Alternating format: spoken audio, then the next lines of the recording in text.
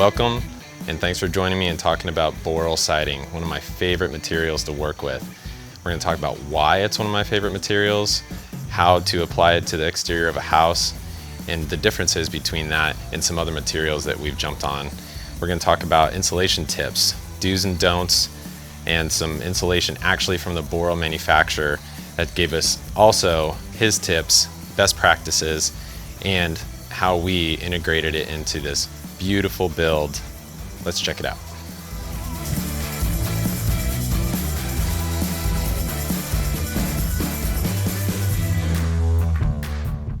We're going to talk about what separates Boral and its DNA into other materials out there. Hardy is going to be the closest we're going to get to Boral. They may look very similar as well. The difference being, let's just kind of take a little chunk out of this, is this is your Hardy fiber and cement. This is going to have a lot of the same characteristics as Boral will. Ground contact, fireproof. These are all things that are very similar between the Boral product and the Hardy product. The only difference is Boral, we've had a lot more luck in working it like wood. We shaped it and chamfered that corner on the windowsills, and we had great results with it. It's kind of like a carpenter's dream for exterior trim.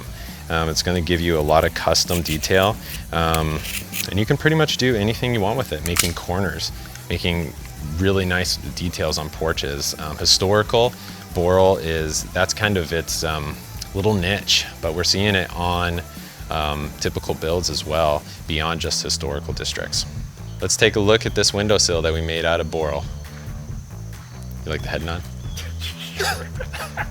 Boral has great applications around windows. We talked about the non-contraction and swelling of Boral and its attributes. So it's going to be a great custom option for that. Here we used a wood grain, and then we also created a custom sill. We chamfered that with a router table, carpentry all the way. Carpenters loved it. And then some of the folks that weren't exactly carpenters, that are more like a siding installer, we're having a lot of fun with it. They'd never seen it before, and we had a great time making these windowsills around the house. My favorite attribute of Boral is that it doesn't expand, contract, right? So how do we prevent that with an OSB LP Smart side? We have to paint and pre-prime all of the butt-ins and those edges and stuff like that, just to make sure that there's no expansion, contraction of the wood material. Boral is going to be rated for not contracting, right? So that leaves us more space and time to concentrate on some of the carpentry and more of the custom looks. It worked great for this windowsill, and we're really proud of it. Boral is made out of the light soot fly ash of a coal stack. Not the heavy stuff, the light stuff. It gives it a chalky kind of like consistency. What makes that important is how do you cut it? We found the best results is using a dedicated Boral blade. Start new, right? You get on a new project, you're going to install some Boral siding. Start with a brand new cutting blade. It's going to give better results, cut faster, and it's going to have nice, smooth miters, cuts, anything that you're doing with Boral siding is just going to turn out better with a newer blade. Kind of segues into our insulation. Installing Boral is simple, and it's really not any different than any other siding material out there. The manufacturer is calling for 6D, 8D nails, ring shank, staggered nails. Actually, on this build, we actually used a 15 gauge finish nail as well. When you're doing that custom work, it's always good to have that 15 gauge finish nail, just to throw a couple in there as well. But you're gonna want to change your mindset a little bit. You're not installing a wood material on a Boral install. So you're not gonna be back priming and putting that paint on the butt joints when the two pieces come together, right? You're gonna be using only caulking with Boral.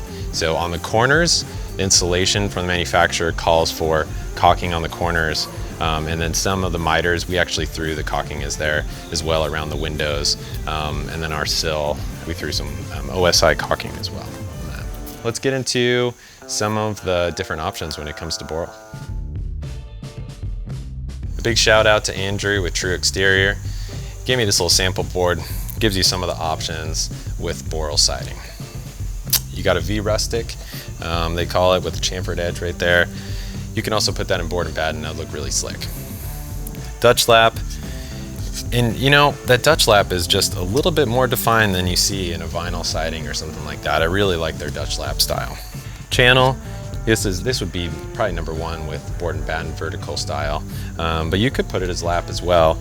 And then with the characteristics of Boral itself, they're claiming that even the water, if it was to stand there, right, because it doesn't have anywhere to flash out, but if you have an eave or somewhere that's a little semi-covered, like a porch or something like that, this channel would be really nice and modern as well. Channel bevel with a little chamfer there, it's really nice, and then it peels that water off.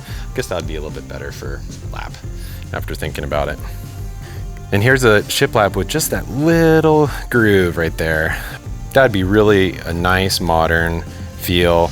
You'd get that reveal right there, and you would still be able to see that after it painted. And then you're just going to get your, I guess they call it a nickel gap. So there's your options when it comes to Boral. I think you get the point of why Boral is my favorite siding material. This build, we also got creative with it, right? There's different prices and budgets for every build, different architectural specs, and then there can be some stubbornness too when you introduce a new product. The architect, the owner, they were very flexible with some of the ideas that we had for the build. So you can see here, this window is gonna have the Boral siding, obviously, and then this is gonna be hardy, right? So what I really liked about this project is that we used the Boral on the corners. That guy's low. Whoa! Thanks for watching, guys. Click subscribe down below. And if you have any comments or questions or anything that I missed on this Boral tutorial, please let me know and I'll get back with you.